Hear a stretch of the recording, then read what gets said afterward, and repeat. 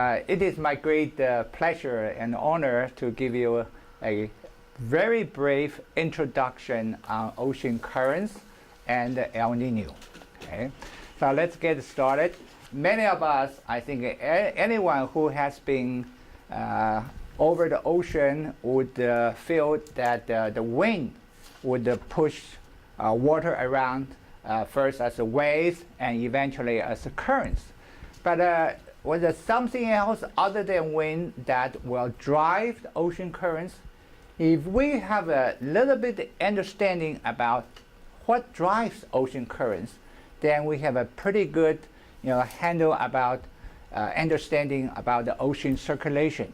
So the question begins with a story, a very interesting story. Some of you know at the end of the 19th century, there was a great effort to reach to remote area. Just like in 1960s, we like to reach out to the moon. Okay? So around that time, people try to reach out to North Pole, to South Pole. Okay?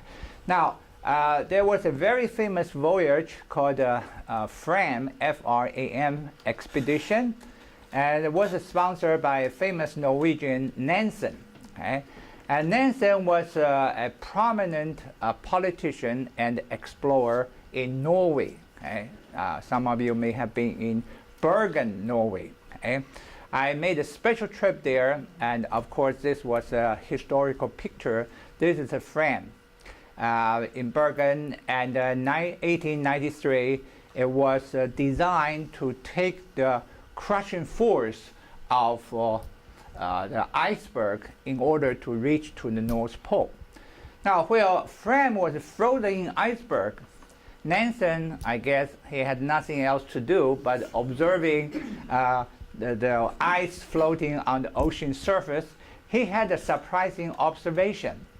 He found out that the surface current that was indicated by the iceberg flowing in Arctic Ocean, current was not flowing in the downwind direction as we intuitively expect, not downwind, but to the right of the wind direction at an angle about 20 to 40 degrees consistently.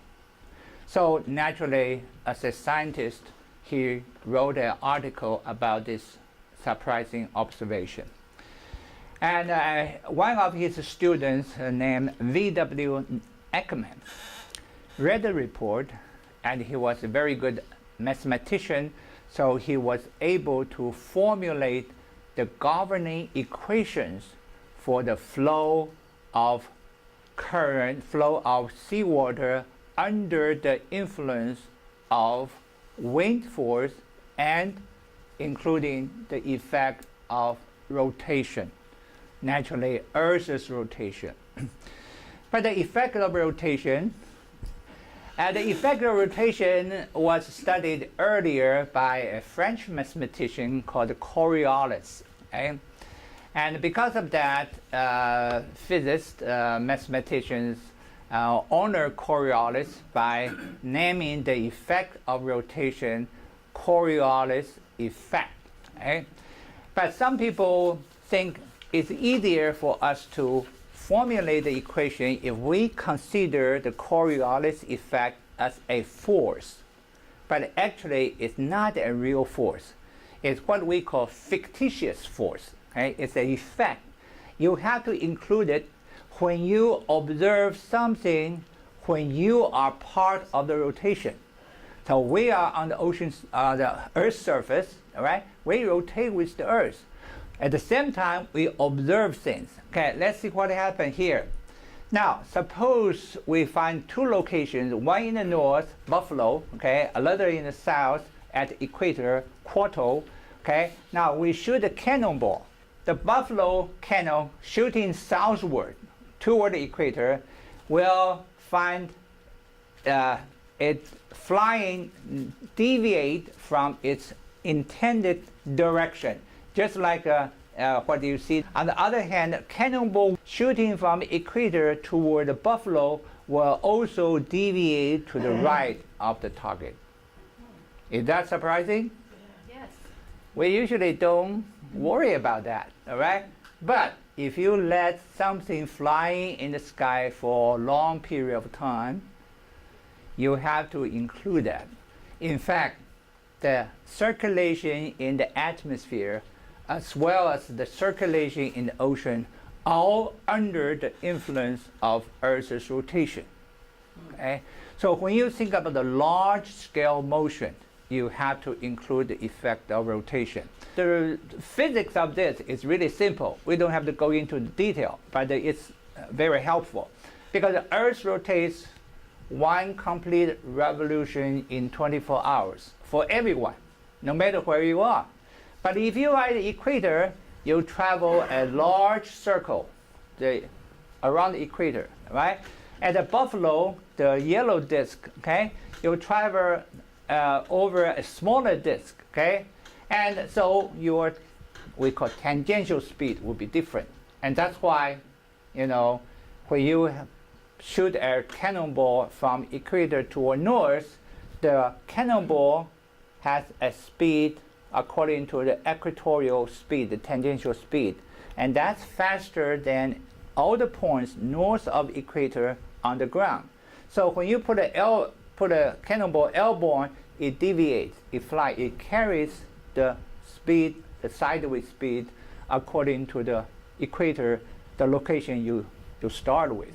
So this is the Coriolis effect. But that's all right if you find it's puzzling. But important thing is what Ekman discovered according to his equations. Okay?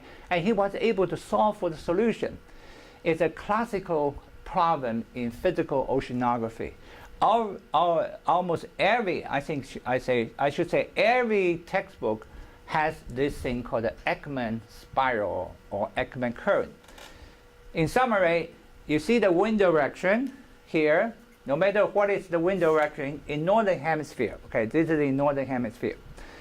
The surface current would go in a direction at 45 degrees to the right of the wind in northern hemisphere. Right? Keep that in mind, in northern hemisphere. Then down below, beneath the surface, you'll find that the current going in a direction further to the right. In other words, this arrow goes at an angle larger than 45. And the next one, even larger, even larger, even larger. Okay? Now, you can see at some point it's opposite to the wind direction. Okay? Now, as a consequence of this different direction at different depths, if you add them up, you find out the net water transport is to the right of the wind direction at 90 degrees. Not downwind. And because this is so important, and we have to find out what's the overall picture. Okay, so this is called the Ekman spiral. So let's take a look at the prevailing wind. Some of you are familiar with this, but generally speaking, that from equator to 30 degrees, we have the northeasterly trade from northeast to southwest. Okay? And from 30 degrees to 60 degrees, we have so-called westerlies coming from west. Okay? So this circulation will cause water to be moved according to Ekman's solution. Now, take a look at the northern hemisphere. Northern hemisphere, I mentioned, here it's about 30 degrees. North of that, westerly, okay, the west wind. Okay?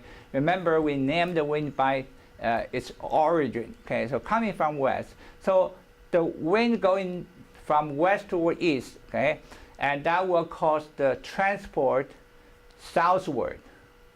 And the trade wind coming from east to west will cause the transport northward. So what happened? One side push water south, another side push water north, so naturally you have a mound of water at the center of the ocean basin. Okay? So for example, in Pacific Ocean, in North Pacific Ocean, we have a mound of water here. In other words, the average height, you have to average out the waves. Okay? Average out the waves. So you have a little bit higher at the center of the ocean, then you have the circulation going in this direction. Okay? Same thing is for North Atlantic Ocean.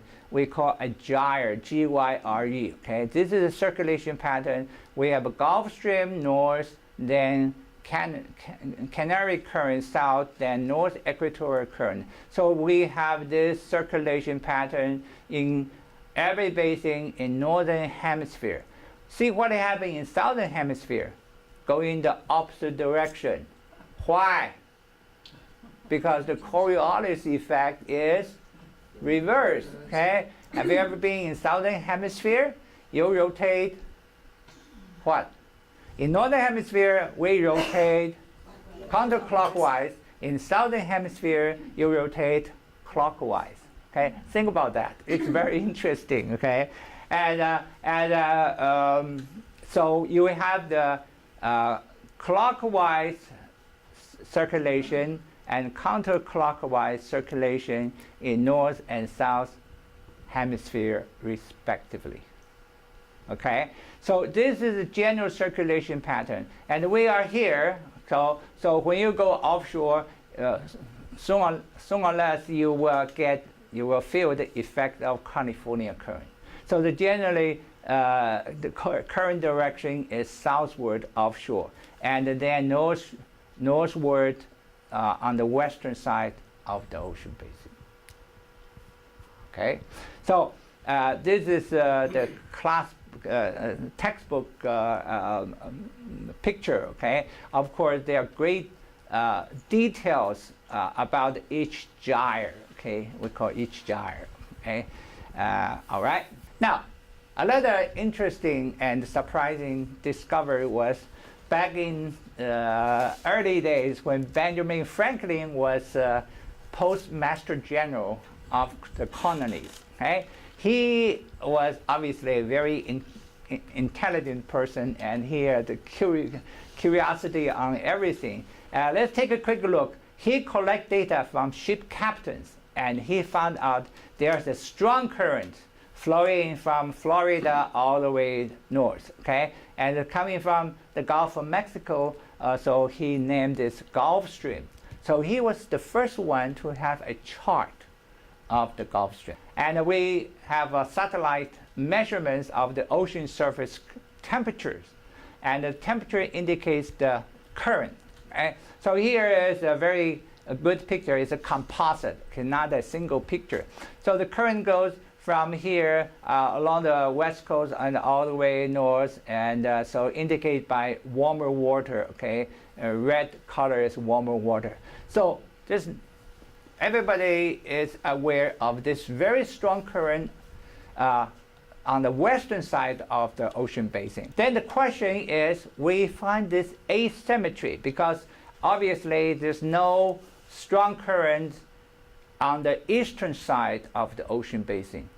This is true for every ocean basin in both hemispheres. Always stronger current on the western side and the weaker current on the eastern side. So naturally people ask why.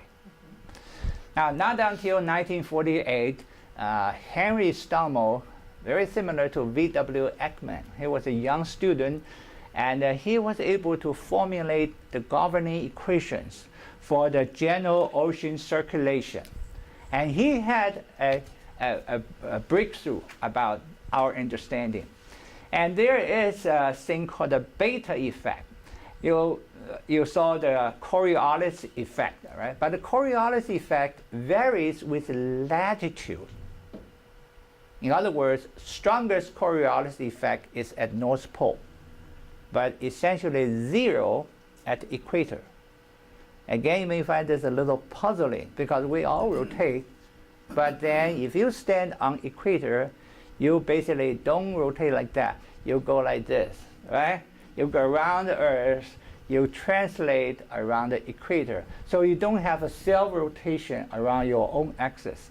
That's called the beta effect because he used the Greek letter beta for the change of Coriolis with latitude. And look at the result. Without the beta effect, you have a symmetrical pattern. with beta effect, you have very strong current on the left-hand side.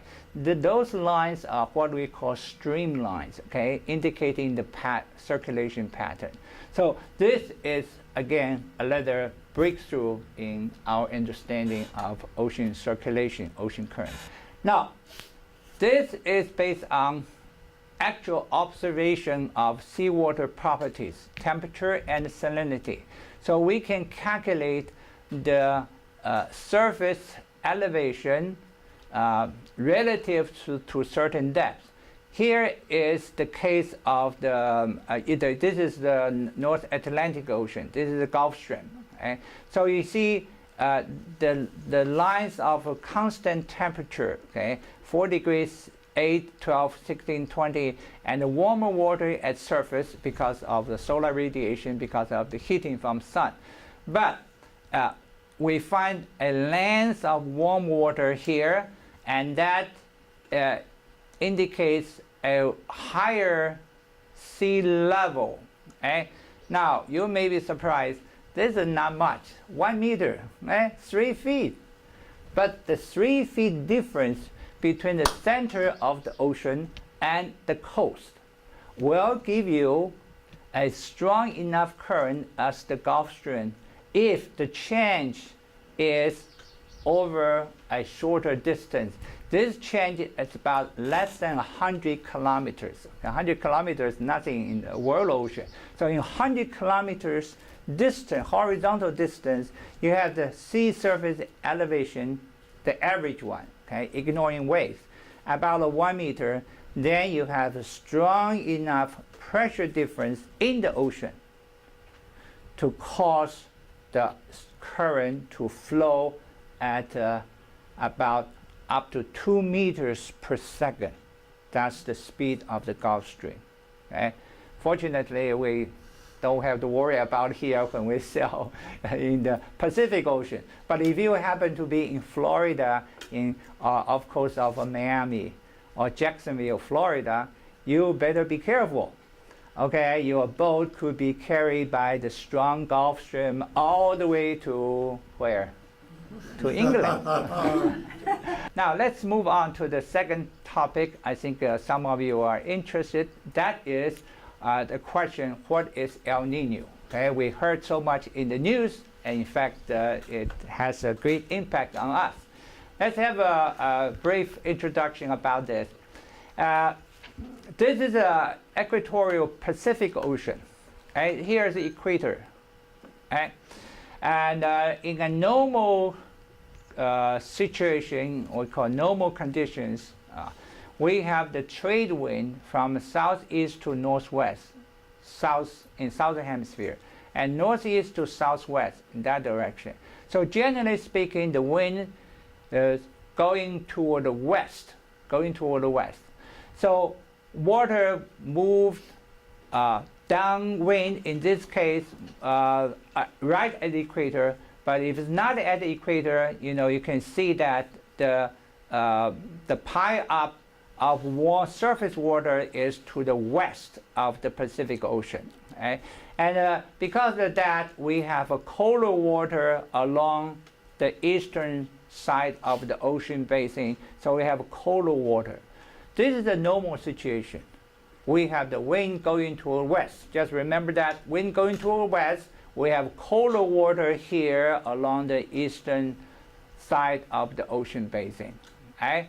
For example, here you have a detailed, we call isotherm, okay, the constant temperature line going like that. So you have colder water here, okay? And, but once in a while, 3 to 7 years, that's the statistics, 3 to 7 years, we could have this abnormal condition. Around the time of Christmas, okay, in December, early January, we find the wind reversed. The wind reversed along the equator, so the water is going toward east instead of going toward the west at the surface. So the warm water propagates toward the eastern side of the ocean basin. Now, this has a great consequence because warm water at the surface will bring moisture in the atmosphere. And that's why when the water is warmer in this area, we could get precipitation, either in the form of rain or snow, depending on your altitude.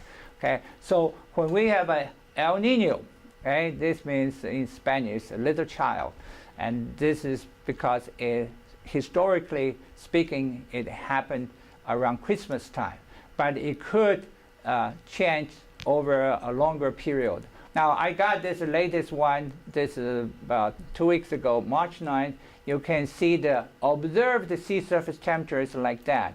Okay? Now, you find warm water here, but also warm water there. But what's more important is the difference between what we see today and the historical average. And this is a term we call anomaly, the sea surface temperature anomaly. So that's the sea surface temperature minus the long-term average temperature. And you can see, indeed, we have a warmer water on the eastern side. But this is almost the end of El Nino. So you can see a little picture. Now, this is a week ago, okay, March 14th. And this is the surface temperature, okay, the surface temperature, okay. Now, naturally speaking, you have you expected this to happen, warmer water near equator at a low latitude. And this is the difference, sea surface anomaly, okay, surface temperature minus long-term average temperature. So you can see, indeed, we have this. Now, pay attention to what's happening here. We have warmer water offshore, and that brings moisture. And when the weather pattern moves from west toward east, that's always the case. Okay? The weather pattern moves from west toward east. The wind, the air mass will bring moisture over land, and we will have either rain or snow over the mountain. That's what's happening. More interesting thing is this. Watch here. Mm-hmm. Northeast. You heard it in the news that the northeast part of North America, just last week, they had a spring snowstorm in spring. And this is what we call teleconnection. Teleconnection. The connection between equatorial Pacific and northeastern part of North America. Is that amazing? Just somehow they are connected. When we have a warmer water here, they have storms to the northeast. Thank you for your interest.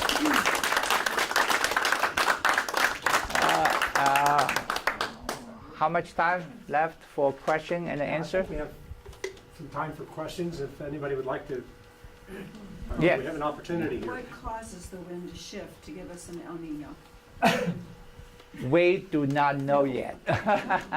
We wish we knew, and that's why I think 2 years ago I gave a presentation to Yacht Club. At that time, I showed the result of all the prediction models. People have come up with all different kinds of models, okay, mathematical models or statistical models to predict what happened over the years based on all the data they can collect it. Okay, they have different variations about what could be the cause, but we do not know the exact reason why the wind reversed. Mm-hmm. Yeah, that's a good question, but people always wonder. Yes, please. Are underwater earthquakes relevant to any of this? No, I don't think so, because they are in different time scale. Okay. Now this takes a while for this thing to happen, El Nino, several months. Okay, but the earthquake happens just very quickly. Okay? So people have speculated some connection, but it's not proved that there is any connection. Yes, please. You spoke of the mounding of the water in the center of the ocean. Does that mean that there is a gully of water somewhere else where it's below? No, it simply means that warm water piles up. Right. Yeah, piles up. Would there be another place where you would have less than? Oh yeah, yes, I understand. Yes, that's very interesting. There's a term called the geoid, G-E-O-I-D, geoid. Geoid is the average sea level over the entire world ocean. Now, I don't have a chance to give you the picture. In fact, there has been a measurement about the average sea level around the world, and we find a deviation up to 30 meters, 100 feet.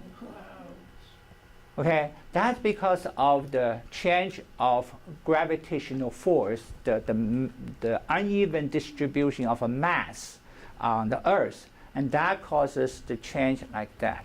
But that would not cause ocean currents because they are, in equilibrium, and all the forces balance each other. Okay. So it's there.